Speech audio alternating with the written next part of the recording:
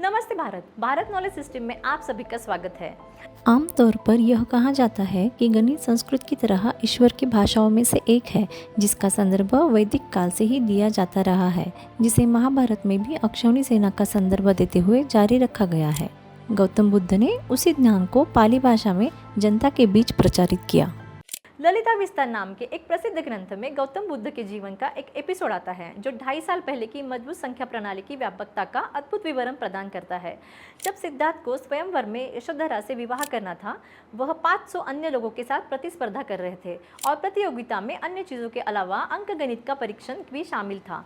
एक महान गणितज्ञ अर्जुन ने सिद्धार्थ से कोटि मतलब 10⁻⁷ से आगे की संख्याओं को 100 के गुणज में व्यक्त करने के लिए कहा। उनके सवाल के जवाब में सिद्धार्थ ने 10⁻53 पर पहुंच गए। वह प्रत्येक संख्या के लिए अद्वितीय नाम बता रहे थे, जैसे कि 10⁻53 का नाम तलाक्सना था।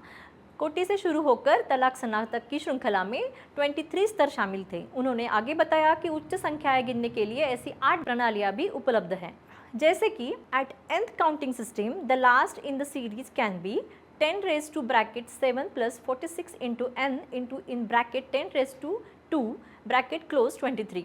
जब n की वैल्यू 0 होगी तब उसे तलाक्सना कहा जाएगा, जब n की वैल्यू 1 होगी तो उसे ध्वज जग्रावती कहा जाएगा, और ऐसे ही सभी नंबर्स को n⁻145 तक नाम दिए गए थे।